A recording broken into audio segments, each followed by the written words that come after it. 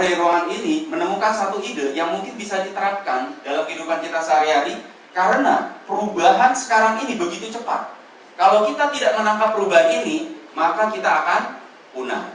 Ya, mari kita lihat apa saja yang harus kita cermati. Yang pertama adalah jumlah pengguna internet. Pengguna internet Indonesia bertumbuh dengan sangat pesat. Bahkan tahun 2015 ini sudah lebih dari 100 juta. Orang Indonesia kalau bermain internet, mainnya itu cuma di sosial media. Yang lain itu mereka jarang. Jadi orang Indonesia itu sosial medianya pertumbuhannya sama besarnya dengan pertumbuhan internet di Indonesia. Ya. Rata-rata orang Indonesia itu 3 jam. 3 jam sehari berinternet ria. Dan ini lebih lama daripada nonton TV. Jadi Bapak Ibu, banyak perusahaan besar pasang iklan miliaran ke TV, itu sudah tidak efektif. Kenapa? Karena begitu iklan, mereka langsung masuk internet. Ya, next. Lihat, orang Indonesia online itu di mana-mana. Di kasur, lagi nunggu nonton TV sama keluarganya, lagi di transportasi, lagi meeting, bahkan di kamar mandi. Siapa di sini yang di kamar mandi berinternet? Nah, ini dia. Jadi Bapak Ibu, itu adalah fenomena, ya. Sampai beli handphonenya yang kedap air, ya. Itu dia, ya. Nah, tapi ini perhatikan Bapak Ibu, ini yang menarik. Indonesia adalah satu-satunya pengguna Facebook yang akses terbanyaknya lewat handphone. Nah, orang Indonesia boleh dibilang kegiatannya sibuk sekali. Dulu, kalau ingin mendapatkan perhatian dari seseorang, kita bisa mendapatkan perhatiannya itu bisa 1 menit, 2 menit. Tapi sekarang, kalau kita berhasil membuat orang memperhatikan kita 8 detik aja, itu udah bagus banget. Satu-satunya cara supaya orang bisa perhatikan kita lebih dari 8 detik, yaitu lewat handphone. Ya, next. Nah, karena kebiasaan sudah berubah, banyak orang berpikir bahwa orang itu belum berani belanja online. Ternyata orang Indonesia itu sudah berani banget belanja online. Bahkan tahun ini, omset e-commerce, omset toko online yang transaksinya terjadi di Indonesia itu sudah lebih dari 15 triliun. Angka ini akan berlipat 2 tahun depan. Kenapa? Karena makin banyak orang masuk ke online, ya. Ya, ini rata-rata tahun 2013, ya. Angka ini menurut perkiraan saya sekarang ini sudah masuk ke angka 10 sampai 15 juta. Tiap orang udah berani belanja segitu. Tahun ini, tahun 2015, toko online itu udah ribuan. Ribuannya itu udah ribuan banyak. Dan kelasnya itu dari kelas kakap sampai kelas hiu. Ya, kelas kakap sampai hiu. Ya. Karena udah gede banget. Matahari Mall itu siapkan 10 triliun untuk masuk ke dalam toko online. Next. Jadi sekarang Bapak Ibu, jadi sekarang kita udah lihat semua, tren ini sudah terjadi. Tren ini adalah tren toko online. Orang-orang yang tidak masuk ke toko online, itu akan apa Bapak Ibu? Akan punah.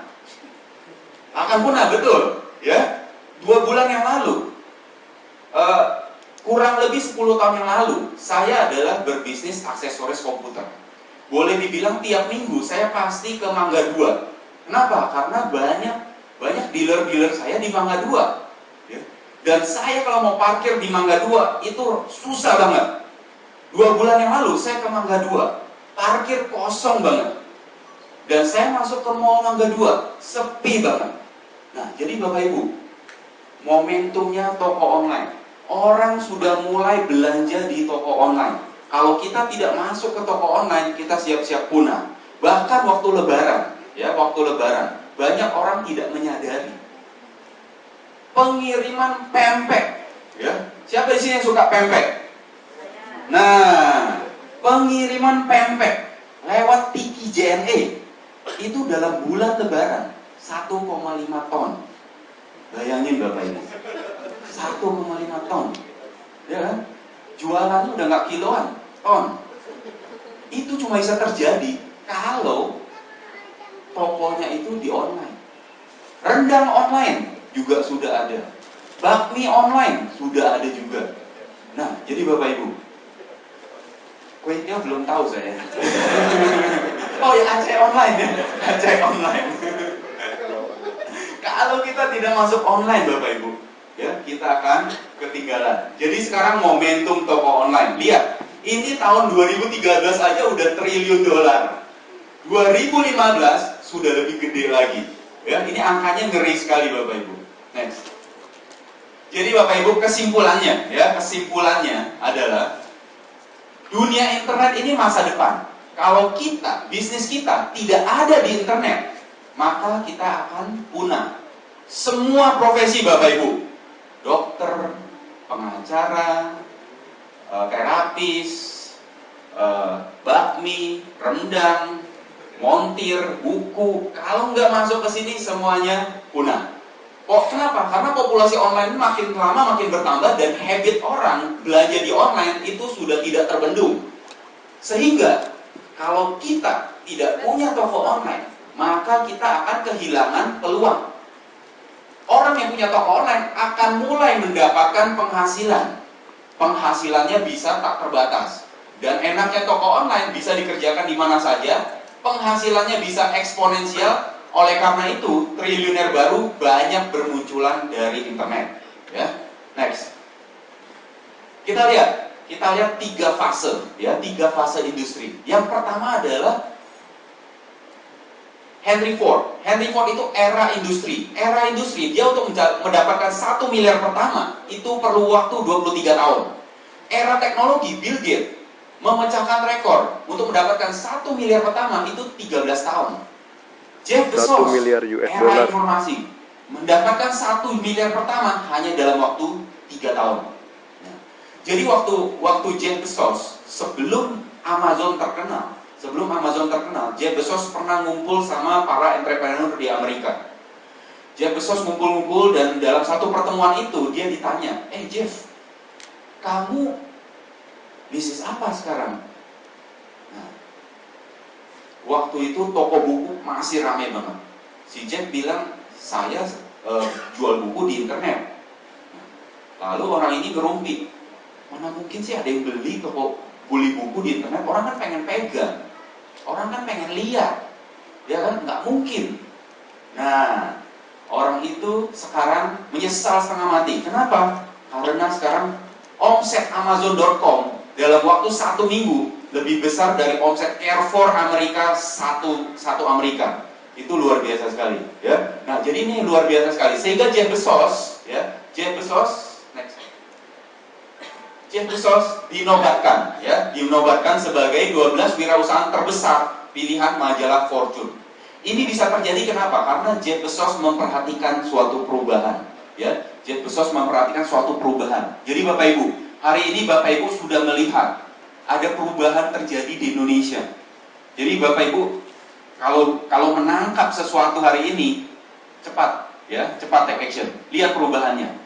Dulu kalau orang cari informasi di mana Bapak Ibu?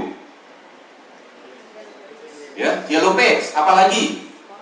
Koran, terus apalagi? Majalah, terus nanya temennya. Ya dulu gitu. Sekarang nanya temen nggak percaya juga, cek ke Google. Google lebih ngerti kita daripada pasangan kita, betul nggak? Iya.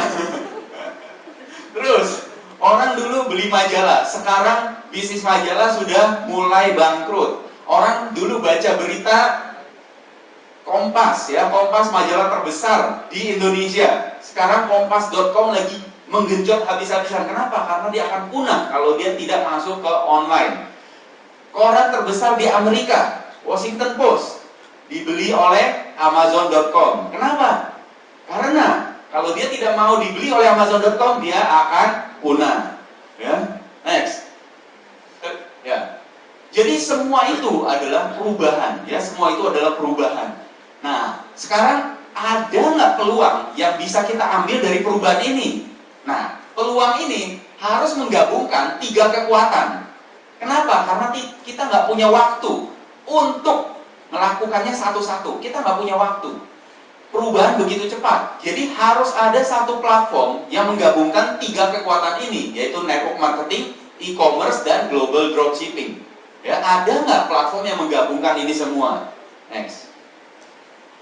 Nah, kita melihat lebih dahsyat lagi kalau bukan cuma network marketing, e-commerce dan global dropshipping. Lebih bagus lagi kalau kita bisa gabungkan dengan anti-aging. Kenapa? Karena anti-aging adalah mega trend. Next. Dari Google kita lihat pertumbuhan toko online naik terus, pertumbuhan anti-aging naik terus. Jadi kalau bisnis naik terus, itu bagus atau jelek Bapak Ibu? Bagus banget, ya. Bisnis kalau naik terus itu bagus, ya. Batu akik naik terus nggak Bapak Ibu? Sekarang lagi naik, ya kan? Lagi naik. Nah, tapi apakah akan naik terus? Belum tentu, ya. Next, kita lihat proyeksinya. Ini sampai tahun 2030 Bapak Ibu. 2030 masih proyeksi naik terus. Next. Dan kita lihat Asia Pasifik, industri anti-aging meningkat paling tinggi, ya. Daerah sini paling tinggi. Next. Jadi Bapak Ibu, perusahaan yang punya kekuatan dan memiliki platform yang menggabungkan itu semua adalah Junius Global. Pendirinya adalah Randy Ray dan Wendy Lewis. Randy Ray bukan orang sembarangan. Dia adalah orang yang menciptakan software untuk meluncurkan pesawat ke antariksa, NASA. Dan orang yang bisa merancang software ini pasti orang hebat. Presisinya harus tinggi. Kenapa? Karena jangan sampai roketnya nyasar ke tempat lain, ya. Nah, kalau Wendy, dia ahli matematika. Dia 2 kali dinobatkan sebagai wanita paling berpengaruh dalam industri direct selling. Next. Perusahaan yang dibangun oleh Randy dan Wendy dalam waktu kurang dari 6 tahun sudah ada di 130 negara. Coba Bapak Ibu bayangkan. Kita kalau mau buka cabang ke 27 provinsi atau 33 provinsi. Susah atau gampang Bapak Ibu? Kalau negara lebih susah lagi. Kenapa? Aturannya, pengirimannya, stoknya, infrastrukturnya susah banget. Perusahaan ini dalam waktu 6 tahun sudah mencapai lebih dari 130 negara. Kita lihat omsetnya. Kenapa dia bisa begitu cepat? 2012 naik 2 kali lipat. 2013 sampai 2014 naik 2 kali lipat. 2015 lihat, dalam waktu 1 bulan sudah mencapai 1 triliun di bulan April. Dalam waktu bulan Juni sudah mencapai 1,5 triliun. Perusahaan yang bisa bertumbuh dengan begitu cepat, pasti produknya apa Bapak Ibu? Produknya bagus, produknya laku, produknya tiap kali orang beli. Gak usah kita ungkiri lagi bahwa produk dari perusahaan yang omsetnya naik terus pasti bagus, pasti dipakai orang terus menerus, ya. Next, kita lihat profil singkat perusahaan ini. Jadi perusahaan ini baru berdiri 6 tahun, masih balita. Tiap bulan buka negara. Dokter yang di belakangnya juga orang-orang yang sangat luar biasa.